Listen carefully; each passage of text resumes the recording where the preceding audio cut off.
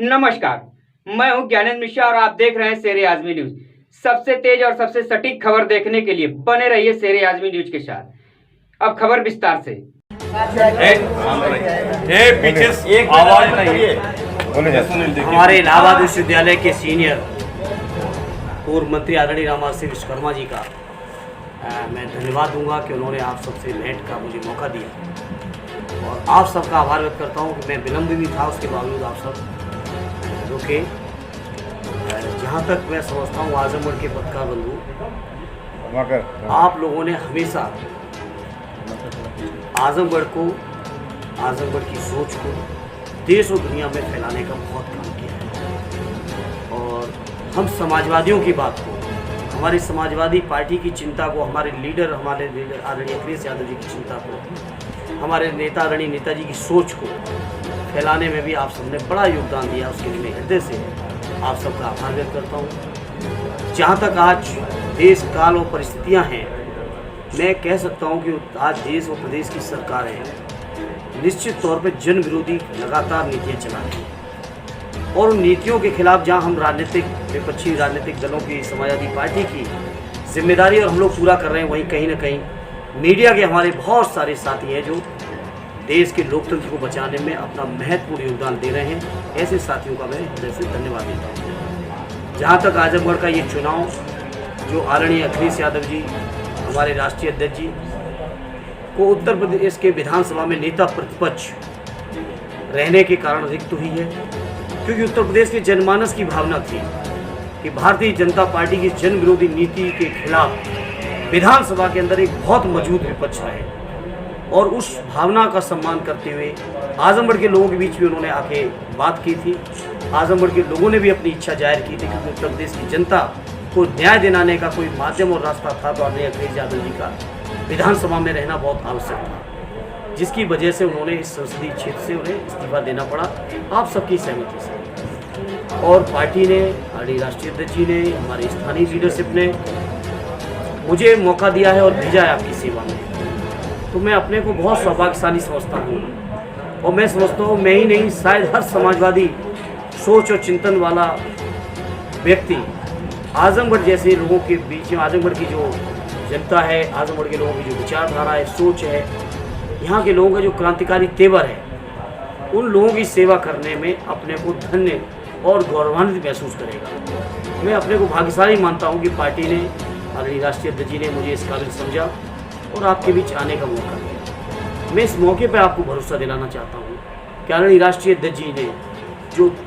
आजमगढ़ के लिए सोचा है, जो उनके चिंतन है, जो सोच है, जो विकास और तरक्की करके दिखाई है, और आज हम बड़े फख्र के साथ कह सकते हैं कम से कम आजमगढ़ के अंदर समाजवादी पार्टी के प्रति हर आम और ख़ास की ये भावना है, सोच है कि आजमगढ़ की तरक्की अगर कहीं से हुई है तो समाजवादी सरकारों में हुई है, आदरणीय नेताजी की सरकार में हुई, आदरणीय राष्ट्रीय अध्यक्ष जी की सरकार में हुई। चूँकि हम लोग इस समय विपक्ष में हैं तो हम कोई आपसे ऐसे वादे नहीं करेंगे जो पूरे नहीं कर सकते, लेकिन हाँ, मैं इतना ज़रूर कहूँगा कि आजमगढ़ के लोगों की ये जिम्मेदारी जो आजमगढ़ के लोग सौंपेंगे, उनके मान सम्मान, गरिमा, स्वाभिमान को बढ़ाने में मैं अपनी ओर से कोई कोर कसर नहीं रखूँगा।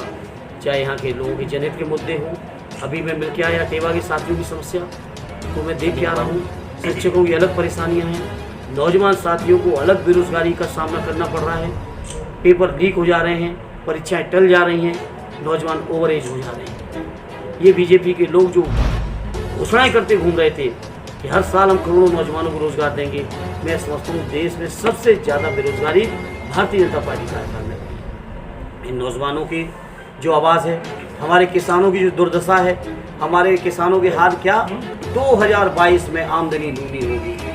बताओ मेरे पत्रकार साथियों, किसी किसान की आमदनी दूनी होगी? मैंने पूछा, जो आदरणीय नेताजी की स्थापित की हुई, आदरणीय अखिलेश यादव की स्थापित की हुई जो सठियाओं की जो हमारी शुगर मिल है, मुझे जाने का मौका मिला गोपालपुर के और सगड़ी के इलाके। मैंने पूछा क्या है पेमेंट की स्थिति। किसानों ने गन्ना बोना बंद कर दिया है, पेमेंट से इतने आहत हैं।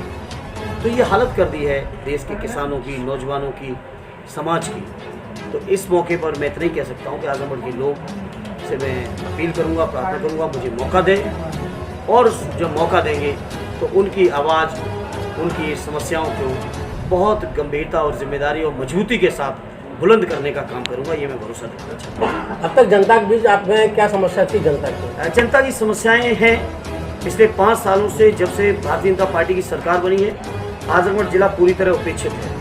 आरडी अखिलेश यादव जी के कार्यकाल की हुई जितनी योजनाएं थी वो योजनाएं ठप हैं। चाहे आपकी मेडिकल कॉलेज में किस तरह की समस्याएं हैं वो आप वाकिफ हैं, चाहे आपका अगर मैं बात करूं किसी इंजीनियरिंग कॉलेज की, वो समस्या आपके सामने है। मैंने शुगर मिल की आपसे चर्चा की, लोगों के पेमेंट नहीं हो रहे। मुझे कल मेहनगर के उस इलाके में जाने का मौका मिला जिसके लिए सुना है कि भारतीय जनता पार्टी के उम्मीदवार ट्वीट कर रहे थे। मैं उनसे क्या पूछूं, लेकिन भारतीय जनता पार्टी से पूछना चाहता हूं, अगर वो सड़क टूटी है तो 5 साल से कौन वहाँ पे सरकार उत्तर प्रदेश में है, किसकी जिम्मेदारी पे टूटी है? 8 साल से केंद्र की सरकार में कौन है जिम्मेदार?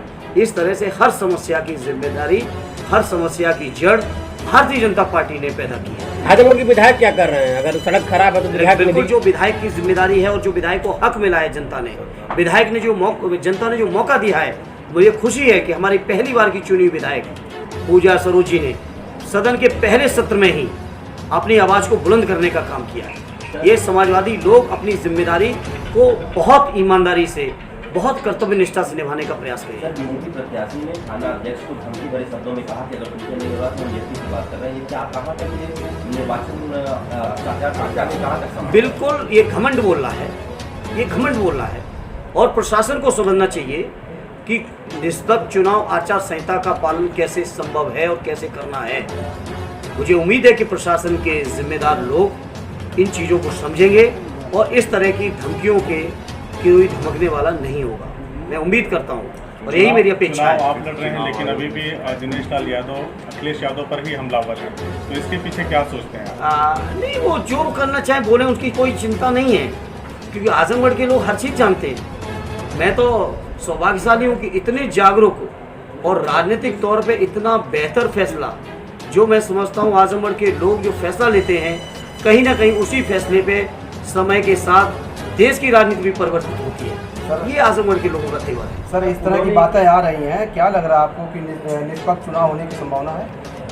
मैं उम्मीद करता हूं और मैं अपेक्षा करता हूं और अपील करता हूं कि देश में लोकतंत्र को सुरक्षित रखना, देश के लोकतंत्र को संरक्षित रखना, लोकतंत्र को मजबूत रखना हर व्यक्ति की जिम्मेदारी है। और विशेषकर उनकी ज़्यादा जिम्मेदारी है जो जिम्मेदार पदों पे हैं, चाहे वो कमीशन में बैठे लोग हों, चाहे प्रशासन में बैठे लोग हों, चाहे हम राजनीतिक लोग हों या आप मीडिया के साथी हों। इन लोगों की ज़्यादा जिम्मेदारी है कि देश का लोकतंत्र मजबूत रहे। भाजपा प्रत्याशी बार बार हमलावर होते हुए उन्होंने एक बयान दिया है 50 वर्षों तक समाजवादी पार्टी सत्ता में नहीं आई, क्या कहना चाहेंगे? अब ऐसे ज्योतिषियों के बारे में तो मुझे कुछ नहीं कहना है। देखिए, पहले वो खुद निर्वाचित हों तब 50 साल आगे तक की बातें करें।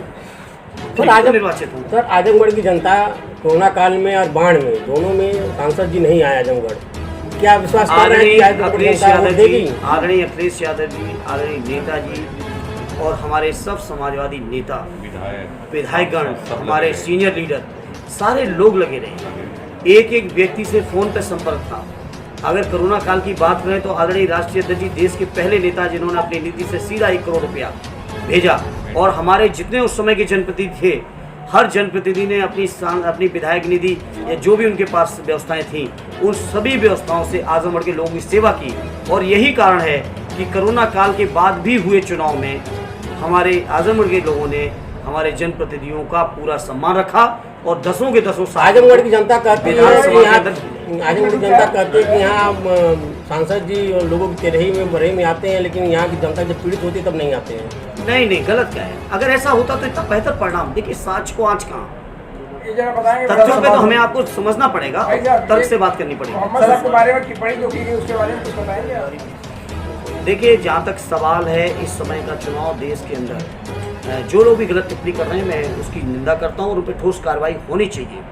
ये नहीं स्वीकार होना चाहिए इस तरह की टिप्पणी, और कार्रवाई होनी चाहिए। इसको लेकर हमारे राष्ट्रीय अध्यक्ष जी ने भी लगातार मांग की है, वो आपके सब सामने है। और आज का जो चुनाव है, बेरोजगारी, महंगाई, किसानों की समस्याएं, मजदूरों की समस्याएं, शिक्षकों की समस्याएं, वकील साहिबानों की समस्याएं, समाज के हर तबके व्यापारियों की अलग अलग तरीके की समस्याएं हैं। उन सभी समस्याओं के लिए समाजवादी सोच और विचारधारा के साथ मैं आजमगढ़ के लोगों को भरोसा दिलाता हूँ, आपकी एक बुलंद और मजबूत आवाज़ के तौर पे, एक संघर्षशील साथी, बेटे और भाई के तौर पर मैं काम करूँगा। ये मैं आपके माध्यम से आजमगढ़ के लोगों को भरोसा दिलाता हूं। चुनाव में बाहरी और स्थानीय का मुद्दा उछल रहा है, इसको आप किस तरह से देखते हैं? मैं इस पे कुछ नहीं कहूँगा।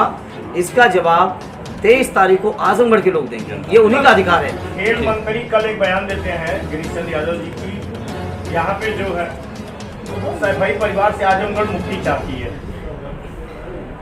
अब क्या उनके बारे में कहना, छोड़िए, मुझे नहीं कहना इनके बारे में। मैं कहूँगा तो शायद उनका कद बढ़ जाएगा। ठीक सर। सर एक मिनट